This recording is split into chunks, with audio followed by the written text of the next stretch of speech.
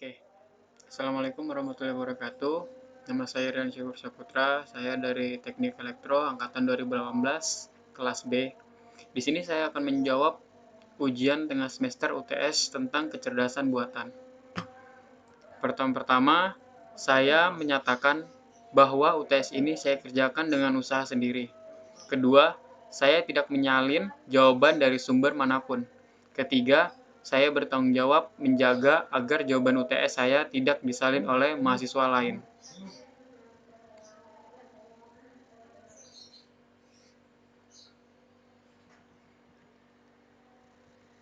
Kita langsung ke pertanyaan. Yang pertama, poinnya 25 dengan soal sebuah mesin dikatakan cerdas atau kecerdasan buatan kalau memiliki dua hal berikut. Jawaban pertama, bekal pengetahuan dan kumpalan data atau database. Jawaban kedua, bekal pengetahuan dan kemampuan menalar. Jawaban ketiga, bekal pengetahuan dan software terbaru. Keempat, database dan software terbaru. Yang terakhir, software terbaru dan kemampuan nalar. Melihat dari soal, yaitu kecerdasan buatan kalau memiliki dua hal berikut, yaitu menurut saya adalah yang B atau yang kedua. Kenapa demikian? Karena kecerdasan buatan memiliki kemampuan menalar atau belajar mandiri. Kalau kita melihat yang di atas, kumpulan database itu sudah input dan output yang sudah di-set. Untuk software terbaru, itu harus selalu kita update. Sedangkan kecerdasan buatan, dia harus belajar mandiri atau mencari solusi sendiri.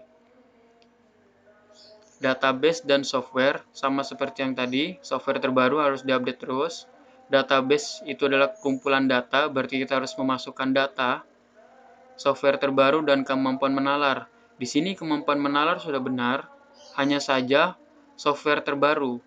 Di sini kurang tepat untuk kecerdasan buatan. Yaitu jawaban nomor 2. Kita lanjut untuk soal nomor 2. Poin 25 dengan soal pernyataan yang salah terkait perbedaan kecerdasan buatan dan kecerdasan alami. Di sini ada 5 jawaban, yaitu kecerdasan buatan dan kecerdasan alami. Kita melihat di sini adalah perbedaan kecerdasan buatan dan kecerdasan alami. Kita lihat jawaban A, kecerdasan buatan bersifat permanen.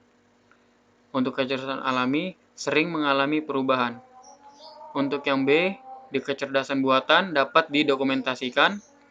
Untuk alami, kreatif, dan inovatif. Yang C, untuk buatan, pemikiran dapat digunakan secara luas.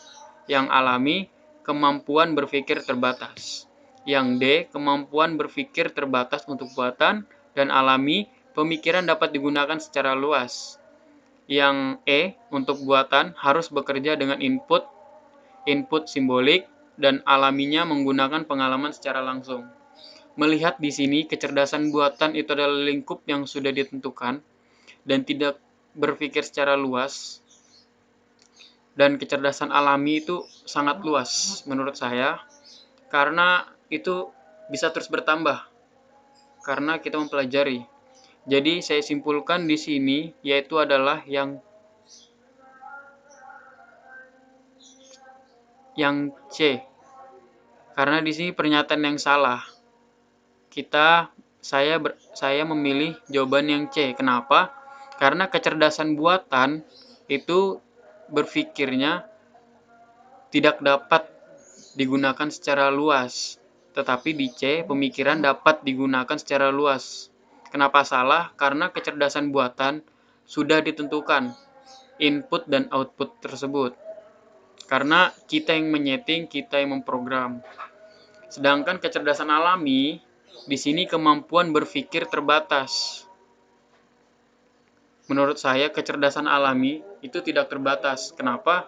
Karena jika kita mau mempelajari, kecerdasan alami tersebut bakal terus bertambah. Untuk poin 50, nomor 3 dengan poin 50, mohon maaf. Terdapat 3 orang dokter dan 3 orang penduduk asli yang kanibal. Mereka harus menyeberang ke sisi sebelah sungai dengan menggunakan sebuah perahu. Perahu hanya boleh berisi penumpang maksimal 2 orang. Jumlah kanibal tidak boleh lebih banyak dari jumlah dokter di salah satu sisi. Jika tidak, maka dokter tersebut akan dimakan oleh kanibal. Bagaimana cara menyeberang ke-6 orang tersebut sehingga semuanya dapat selamat sampai di sisi sungai seberangnya? Selesaikan dengan algoritma BFS dan DFS. Oke, di sini saya akan melanjutkan ke bagian BFS dan DFS. Lanjut menjawab nomor 3, yaitu menyelesaikan bagaimana cara dokter dan 3 orang kanibal tersebut pindah dari sisi kanan ke sisi kiri menggunakan sebuah perahu. Di sini kita bisa melihat, saya mengumpamakan D adalah dokter, K adalah kanibal. Mohon maaf.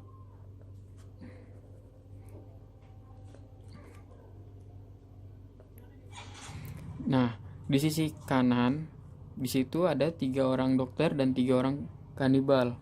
Dan di sebelah kiri itu ada 0 dokter dan 0 seorang kanibal. Di sini kita bisa melihat metode BFS yang saya lakukan, dan ada yang namanya wrong logic atau kegagalan yang salah yang tidak boleh dilakukan. Ini tidak boleh dilakukan. Dan ini karena ini memiliki jalan yang buntu. Terus ini karena dia tidak memiliki jalan selanjutnya. Ini yang saya silang adalah langkah yang tidak boleh kita lakukan. Dan ini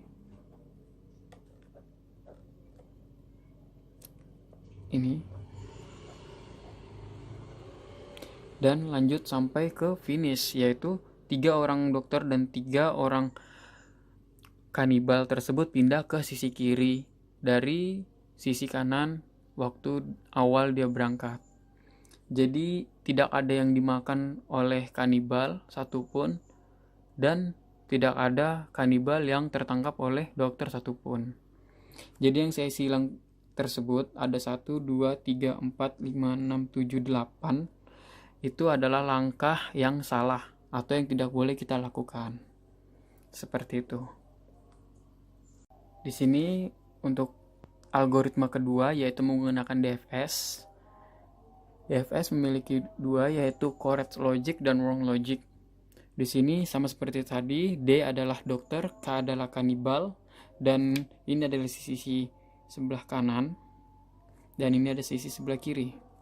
Di sisi kanan masih ada 3 dokter dan 3 orang kanibal. Bagaimana caranya 3 orang dokter dan 3 orang kanibal pindah ke sisi kiri menggunakan algoritma DFS?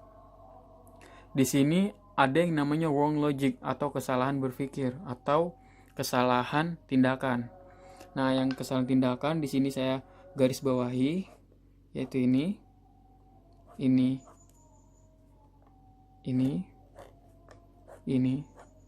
dan ini. Ini adalah satu tindakan yang tidak boleh terjadi, karena bisa saja seorang kanibal memakan 1 dokter karena 2 dokter ada di sisi sebelah kiri. Dan sebaliknya, jika dua kanibal sudah dikirim ke sebelah kiri dan ada 2 dokter di sebelah kanan dan 1 kanibal, maka kanibal yang lain akan memakan dokter dan dokter akan menangkap si kanibal di sisi yang lain. Dan finishnya adalah 3 dokter dan 3 kanibal di sisi sebelah kiri, dan di sisi kanan sudah tidak ada kanibal dan seorang dokter.